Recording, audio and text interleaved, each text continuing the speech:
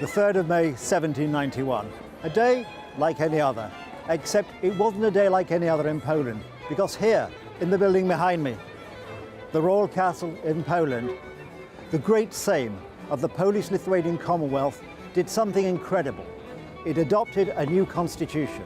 The agitation of the constitution, the desire for the constitution, had begun with the election of the new king, Stanislaw Augustus, at the Convocation Sejm of 1764. How this became necessary, how it was passed, and what it meant for Poland, we'll be finding out in this programme.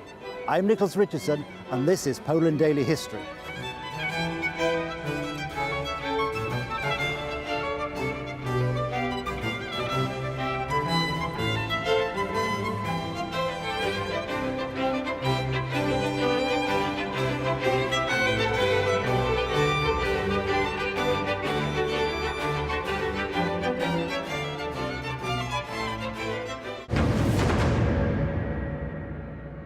We're here in the Senate chamber in the Royal Castle in Warsaw, the room in which the Constitution of the 3rd of May 1791 was passed.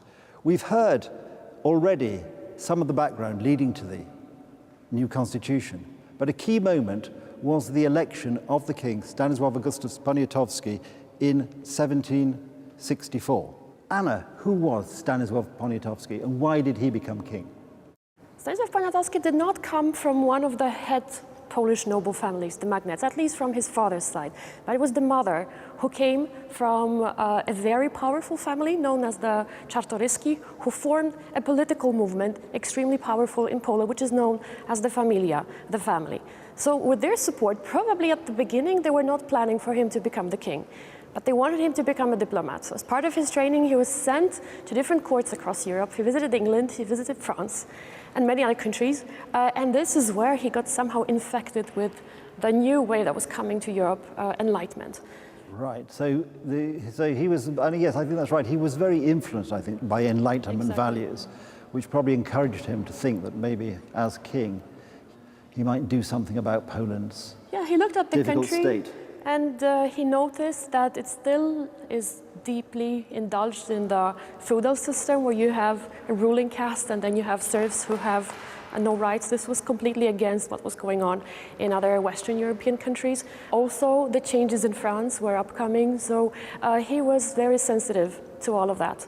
I'm right in saying that he, in fact, had been a lover of Catherine the Great in his early life. Yeah, and he owes it to the British ambassador, in fact.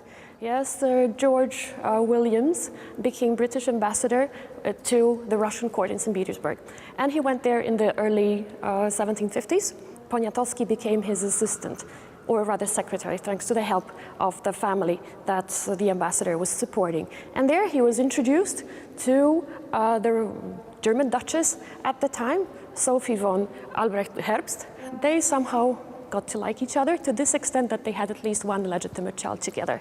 After a while, she became the Russian Empress Catherine the Great II, probably the most powerful woman ever to rule in Russia. Yeah, I think that's probably right. Probably one of the most powerful women ever to rule anywhere in Europe. But I think, would you say that because of his Russian connection, or perceived Russian connection, and because he'd been seen to have become king, largely because of the Czartoryskas and the sort of Russian support, that it made his position as king slightly weaker in the sense that he was probably seen as somebody else's puppet? This is how he was perceived, but I'm not sure if he was sure how much influence Catherine is going to have on him. We could say, we probably believe that he had good intentions in the way that he probably believed that she still has some feelings for him, which of course wasn't true. And he thought that by supporting him, she's showing her goodwill towards him. Her aim was to treat him as somebody that is easy to control. So I think that there was a conflict of interest. He had other hopes, she also had other hopes. I think I'm right in assuming that when he started or thought that he might try to reform the Polish constitutional arrangements, this didn't go down too well with the magnates, who sort of called in, and they were sort of rather opposed to his reformist zeal at that stage. Yeah, if you look at the first 2 years of his reign, he offended most of the top aristocrats of Poland, and they decided to form a confederation against him. This was the Radom Confederation. Exactly, yes. And with their support, or rather them being against him. He ran into political problems and into some sort of a civil war that took place in Poland locally. So it wasn't only the outside, let's say, politicians that were looking at Poland at the time, it was also us ourselves and the king, who was not able to establish good contacts with everyone who he did not believe followed his new ideology or his vision for Poland. And this, of course, led to essentially the Prussians and the Russians intervening, and this civil war he lost. Yes. This internal war, which enabled Catherine the Great, in this it reflects itself later in history, of course, sort of wanting to protect Polish liberties by, in fact, requiring him to acquiesce in the cardinal laws, which was essentially a restatement of the Golden Liberty. So essentially, his early attempts at reform led Poland back to the very beginning, where an outside power, this time the Russians, is actually saying, well, tough luck.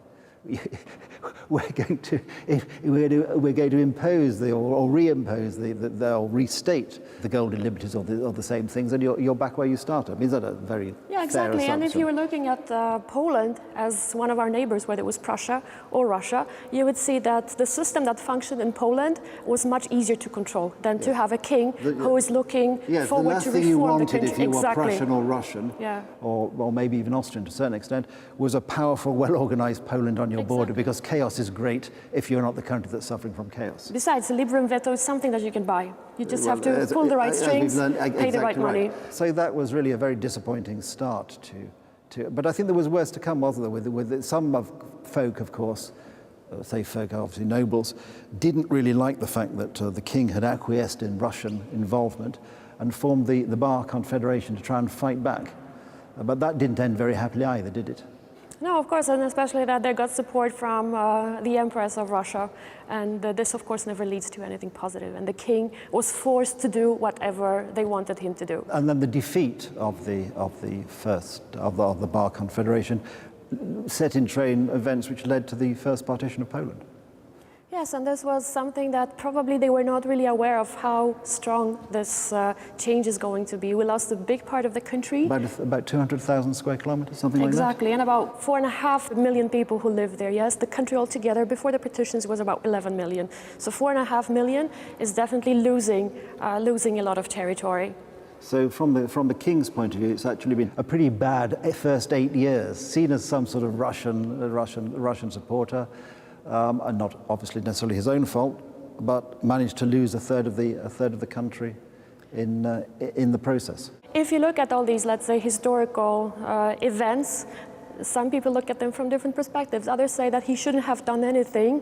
Maybe this way, Catherine would not notice that something is going on. Maybe he should be taking smaller steps instead of running into some sort of very radical changes. And to some extent they were right, because this is what happened with the establishment of the Polish constitutions in the years to come. Yes. So there we have it. The king got off to a fairly rocky start, a man of enlightened principles, a man who wanted to try and improve things in Poland, and his first 8 years resulted in him losing a third of the country. A pretty hard act to improve upon. We'll find out later how the king dealt with this and how Poland actually was able to move forward from this pretty low point.